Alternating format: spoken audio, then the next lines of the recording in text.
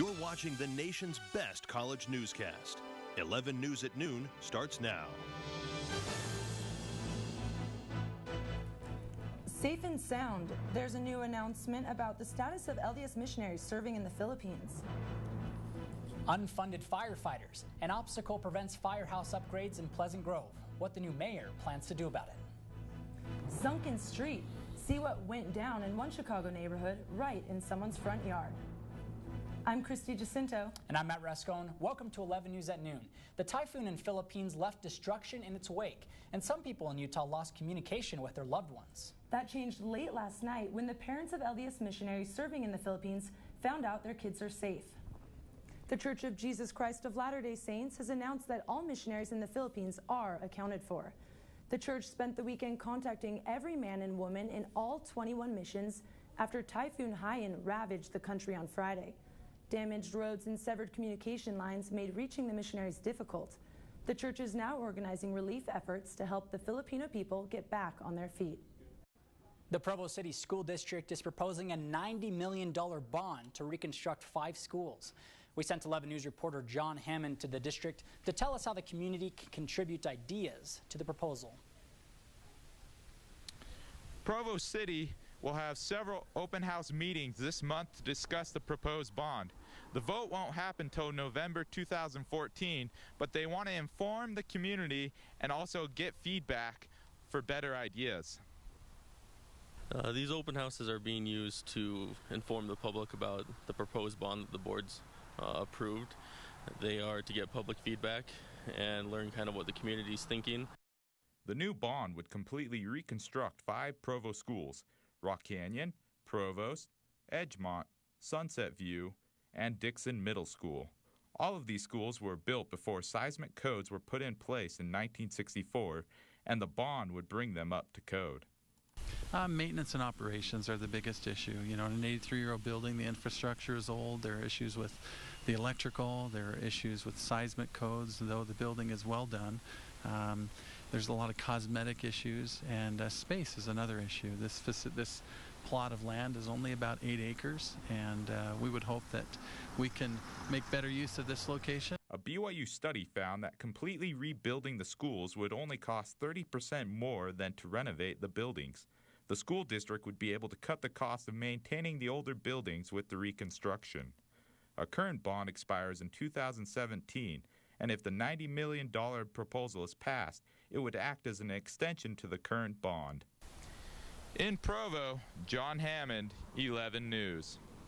Thanks, John. You can find a link to a list of the open house times for the bond proposal on our website by clicking on John's story at 11news.byu.edu. Pleasant Grove police and firefighters are going to have to wait a little longer to get their buildings upgraded and up to code. 11 News reporter Cameron Collins tells us what city officials in Pleasant Grove are doing to keep their first responders safe. Firefighters are used to helping others, but in Pleasant Grove, they are the ones that need the help. Their building is outdated and out of space. Instead of having enough storage room, equipment is spread throughout the halls and even fills the entrance. Laundry shares a room with contaminated and hazardous materials. Our city council's behind us. I think they know the need for a new building. I think the citizens understand that we need a new building. You can even see safety issues with loading and unloading people and equipment right from the street. Officials told me that when fire engines are parked, they need a full car length between them. But the bay doors behind me make the trucks here within only a few feet of each other. The firemen say the sooner they fix the problems, the better. Voters shot down a bond designed to bring the city's public safety buildings up to par, and now Mayor-elect Mike Daniels wants to change that. And try to bring together a coalition that can sit down now and take a look at what can we actually accomplish for our public safety officers to fix some of these problems that they've got. Daniels says they won't ask for a dollar amount until community members have had time to digest and add their own input to any plans. In Pleasant Grove, Cameron Collins, 11 News. Daniels took a tour of the fire department to see the issues firsthand. He's planning to meet with the police chief this week to see what upgrades his department needs. Making ends meet is a challenge for many families, but now with new benefit reduction laws, it's getting even harder. 11 News reporter Aya Khatib shows us how a reduction in food stamp allowance is affecting families.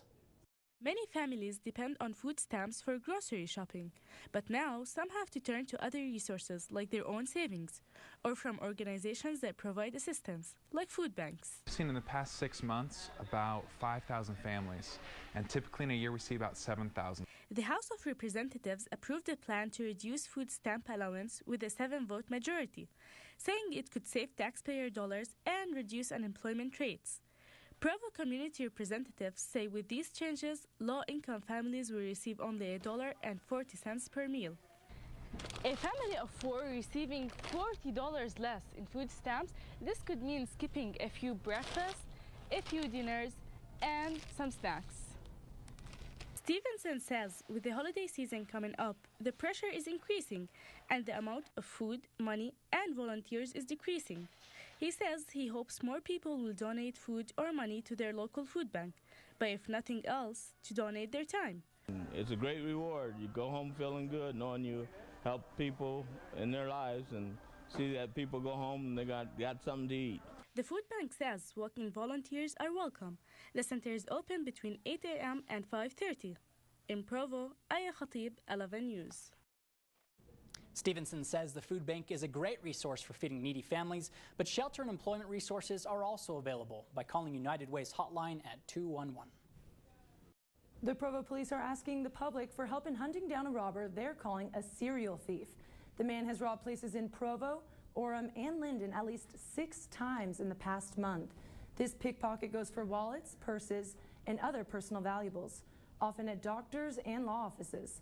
Provo police ask anyone with information to call them immediately. Wow, that's not something you hear about very often. When 11 News at noon returns, close-up view. A house goes up in flames, and one helmet cam gives us a first-person look into the life of a firefighter. In falling roads, even the roadrunner would have a hard time crossing this street. What happened in one Chicago neighborhood? Stay with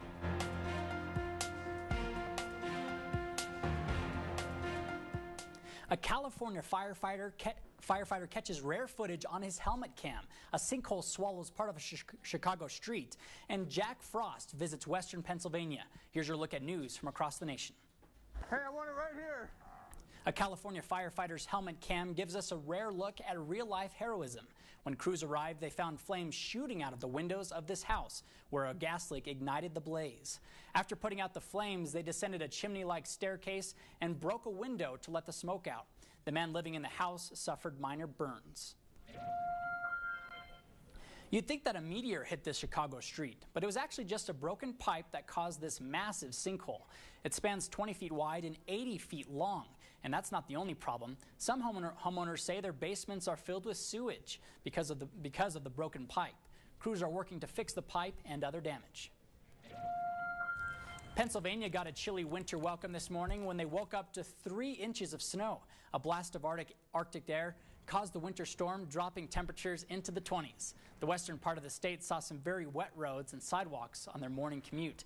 The area didn't see this much snow last year until the end of December.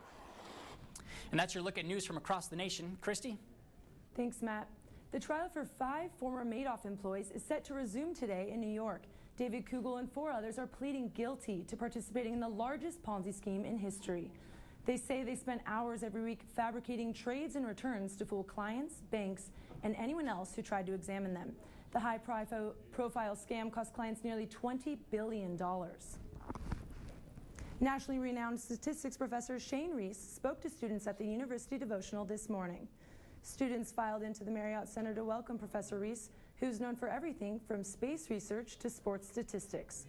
Reese compared statistics to the decisions we make in life, saying that we can use measurements to form judgments and from there make positive changes. That we can leave here today with an increased desire to change some aspect of our lives is my hope and prayer.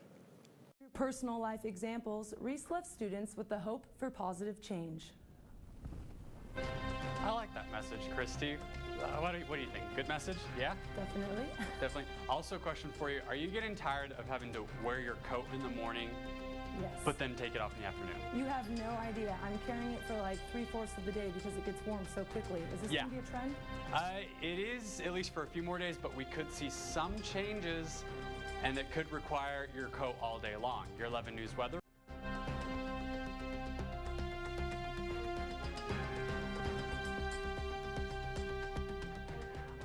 right, so yeah, definitely like we were talking about earlier, chilly mornings, but the days are looking fantastic. Check this out.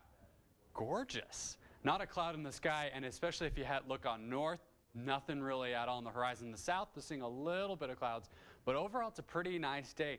Currently 51 degrees, so comfortable, not too bad. 48% humidity, and then wind speed 5 miles per hour from the west to the southwest, at least for right now.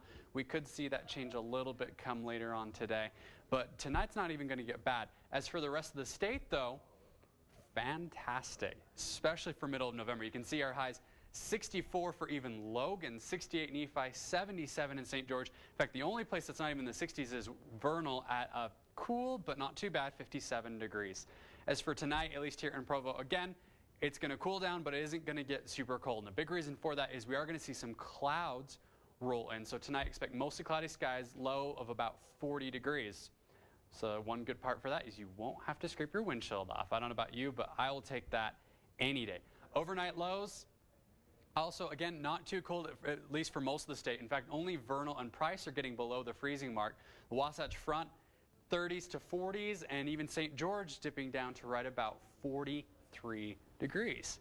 So cool night, but nothing too crazy, at least for November, that's for sure. 5-day forecast in southern Utah gradually cools down. You can see 77 today and then 74 for tomorrow. And then looking at Thursday, Friday, Saturday, you can see actually the highs dip out of the 70s and into the low 60s by Saturday. And that's because we are going to see a bit of a change in the air mass and the weather. Northern Utah, similar story, just a couple degrees cooler. So today is going to be the warmest day. And then Wednesday and Thursday, it'll steadily cool down. And then if you take a look at Friday and Saturday, most of the days are only going to be in the 40s with highs barely breaking 50. And a big reason for that is actually their weather models, at least Saturday night into Sunday, we could see a good chance of some showers and snow even. Oh, man. For the mountains. Maybe not the valleys, but okay. So not too bad. The only thing I could think about was the high 70s in St. George. And I know. Let's just pick up campus, move it there. I'd be okay with that. Be good with that. And Clark, my question for you today is, what's going on with the tie? I think I spot some basketballs. Yeah, well, I couldn't quite hear you. My tie's too loud. I couldn't hear you over the tie. I thought I'd dress for the occasion since we got plenty of basketball coming your way. Next on sports, timber! The Cougars laid the wood to the dancing trees with their highest point total in almost 2 decades. We'll show you what's changed and if we can expect more. And off-key, whether they're rigging for Wiggins or in a scandal for Randall, the Jazz have been anything but competitive this season. Find out if they got in the win column last night against the Nuggets. Don't move.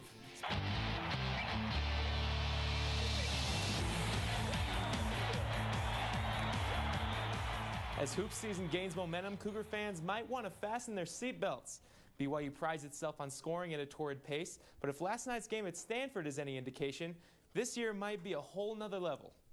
Officials explaining the new handshake rules to the team captains, and both teams would get familiar with those real quick. 52 fouls called in this game, which means lots of free throws and lots of points with the clock stopped.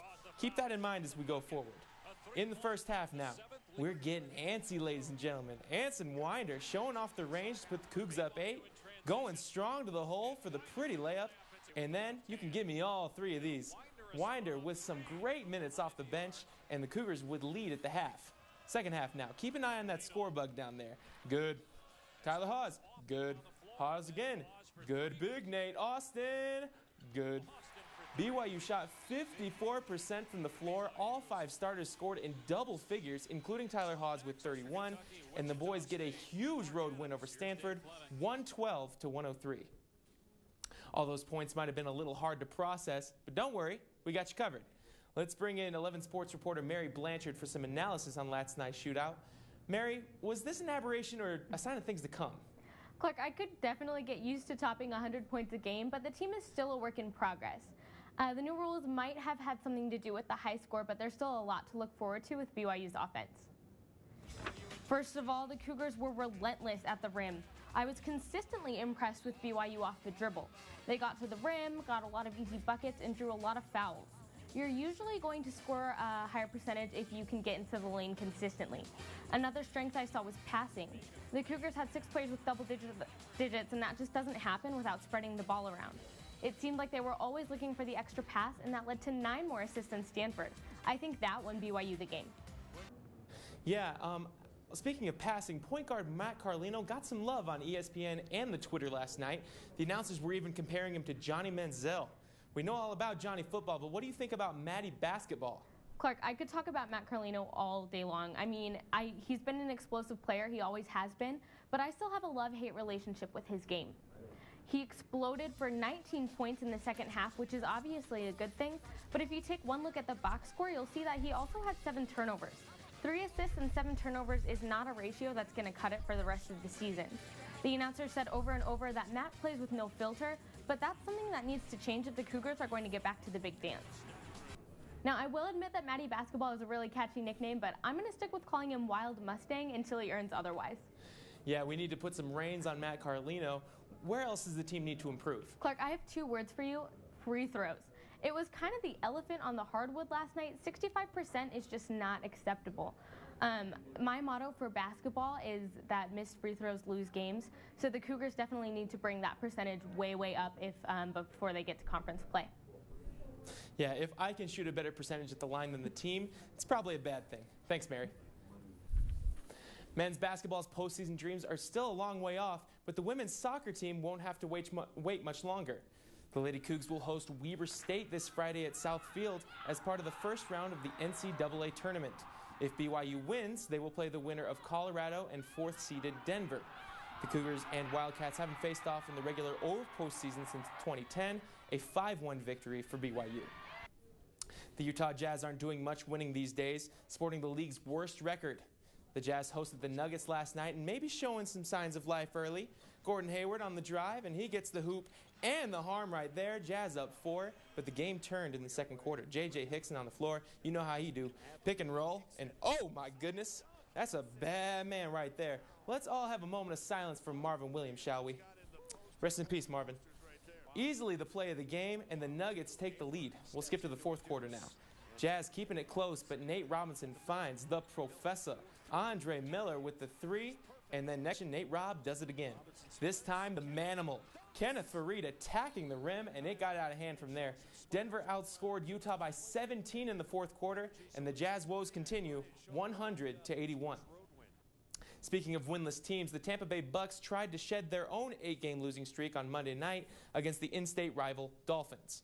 First quarter, Buccaneers on the goal line, and unbalanced formation. Donald Penn, the big fella, showing some fundamentals and getting some air. Believe it or not, that is Penn's 3rd career reception and his 2nd for a touchdown. Let's get him some more targets, shall we, Coach? In the second quarter, Tampa getting defensive. Levante David gets the tackle in the opposing end zone. 2-run homer, a safety. Either way, it's 2 points, 12-0 Bucks. The Fish made a run, but Ryan Tannehill swarmed and sacked late in the fourth quarter, and the Buccaneers hang on. 22-19 final, and now there are no winless teams left in the NFL. I wish we could say the same for the NBA. Guys, I don't know if you noticed, the Cougars scored like 30 points more than the Jazz last night. Yeah, was it 80 and then 112? Yeah, when a college team is scoring that much more than a pro team, usually not a good sign. Yeah, that's not a stat they're going to want to remember. I know. Man. Still to come on 11 News at noon, petite pandas. These little furry bundles of joy are getting a little more attention. Who they get to spend more quality time with.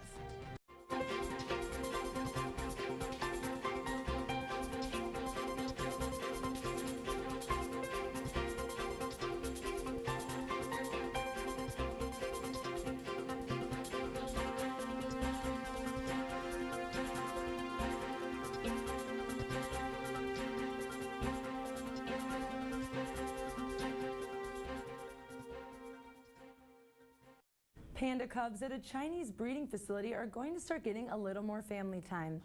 It takes cubs like this little guy about a year to be weaned off their mom so she can get ready for her next batch of babies. But since breeding is going so well and the number of pandas are going up, researchers are scaling back breeding so babies get to spend more time with mama. The family now gets to stay together until this youngster is about 2. Wow, not even 2 yet. That thing was pretty big. I can't believe pandas have babies that often. I mean, once a year, that's pretty strenuous. I think my favorite part is at the beginning, the mom was like dragging the son over, like, you will have family time. And Panda bears are so cute. They need to ship a few over so I can have one as a pet. You could have it as our new mascot. Sit right there. Yeah. Be great. That's it for 11 News at noon for November 12th. You can join us anytime on our website, 11news.byu.edu. Thanks for watching. Have a great afternoon.